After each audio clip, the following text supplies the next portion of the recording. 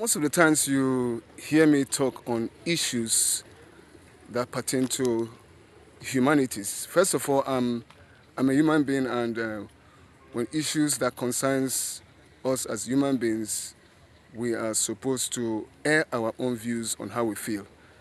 That's what makes us human. It is said that when you see something, you say something. When you see something, you don't say something, you might be a victim tomorrow.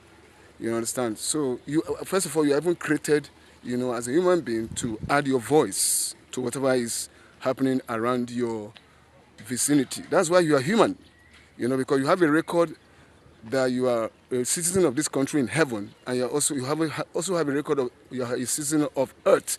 That's why when they give birth to you, you have a birth certificate.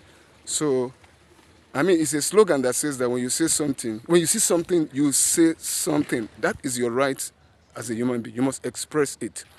Well, my main concern right now is the issue of what has been happening in my country, Nigeria, and it's something that we need to add our voice. That's what makes us Nigerian. People will say talking. We talked, and what has it done? You see, talking is not cheap. You see, talking is a seed. When you talk, the talk that we talked yesterday, has brought us where we are today. I'm telling you, as a country called Nigeria. Well, I'm here to let you know that the problem that we find ourselves today, did not start yesterday. 200 years of, dominance of the North over the South. In case you don't know that, Nigeria has been independent for 66 years now, and after that, over that 66 years of independence, the North has ruled us for 47 good years, and the South has only ruled for only 19 years. So you see, for emphasis sake and for our children, because I'm a human rights activist in the area of the education and health of the child in all its ramifications, and I'm also an advocate of a better Nigeria. I like to, take us back, especially our children and our youths. Let's go back and read our history books, because I'm more interested in, how the problem of our country, Nigeria, began.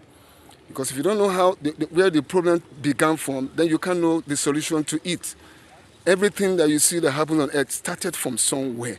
And if you don't know the root cause of the genesis of a problem, you can't get the solution, because they say when a problem is identified, it is half solved. So that's the issue we are looking at right now. And I've been bearing my mind to, go back to the genesis of how Nigeria found itself, where we find ourselves today.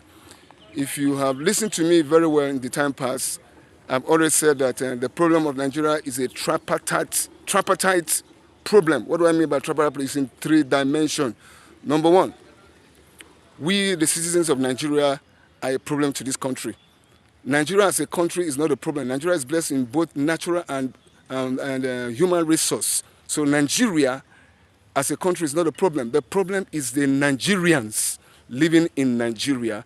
And one of the problems I've identified that we have what we call religious bigotry. We have what we call tribalism. We have nepotism.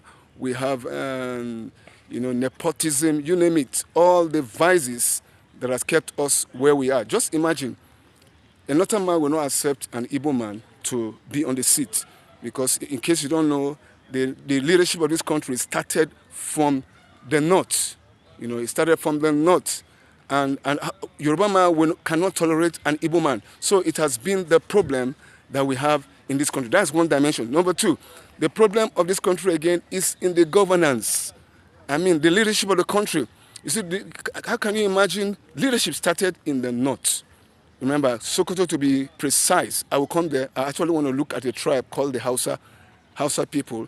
And I've also talked about the Fulanis, but I want to make you understand that the leadership started from the north, and the northerners, they are so entrenched in their religion, so they use religion to practice politics. So using religion to practice politics cannot make it go well, because the people are so soaked in what they believe in, their Islamic injunction and all what you have. So that has not helped us, I mean, the leadership of this country, because they've been in the helm of affairs for a very, very long time, and it has affected us one way or the other. So let's look at it again from the colonial days. The colonial masters, when they entered into Nigeria, their first port of call was the north. That brings me now to the Hausa tribe I'm trying to talk to you about. The Hausa people are people that are predominantly found in the northern part of this country called Nigeria. They migrated from West Africa. They are the predominant people found in the northern part of this country called Nigeria. They were there for many years, and they were living until the Fulanis, who came from the Sahel region of Africa, intermingled with these people. They intermarried and they coexisted as a people that we know as the Hausa Fulanis that you have been hearing about. So that's how came about the Hausa Fulanis that you hear about. But this is the core of the matter. There's a man called Osman Danfodio that came into northern Nigeria, Sokoto to be precise, and he now saw the practice of Islam, that is practiced in the northern part of Nigeria, is not what it should be as it should be as a Muslim. He now started a jihad and conquered that part of the north in 1804 to 1808, and he instituted the Sharia. He instituted the Caliphate, which is the seat of government, in the north. Suffice me to say, when the British people came into Nigeria, their first port of call is in the north. So that's to tell you that the government of Nigeria started from the north. Like I said, 47 years the Northerners have been ruling us because the seat of power started from the north. So when the British were coming with colonial rule, they came through the north. And when they came, they saw that there was a structure put in place. Islamic structure was put in place. So for me to let you also know, Islam came into Nigeria before Christianity. So when they came into the north, they saw that these people, the Hausa Fulanis, have put a structure in place. So they now said to themselves, let's not destroy that structure. Instead, let's work with that structure. That was how they began to operate by their indirect rules. And I was asking this question: if the white people, the colonial masters, actually came through the north, why is it that the Muslims didn't adopt Western education and also Christianity? Why? Because that was already before the Muslim, like I said, before the white people came, there was a structure that is put in place in the north. These people are ruling kingdoms, they have emirs and everything, rulership was going on. So the white people saw that and said, instead of destroying the structure and creating another one, we want to use that. So that was how leadership started from the northern part of Nigeria.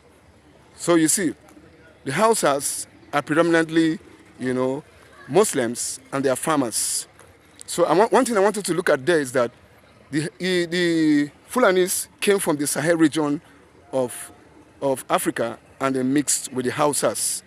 And right now, they have dominated. They have dominated the Hausas and, taking their religion to another level.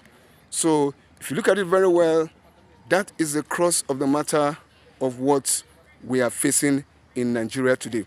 So there was a structure in the north that the white people worked with when they came with Christianity and education. But when they went to the south, there was no such structure like this. That was why they were able to penetrate into the southern part of the country, the central part of Nigeria, and instituted education and Christianity. So the crux of the matter right now is that Nigeria is having a problem that we all are identifying with right now. We are looking for solution out there.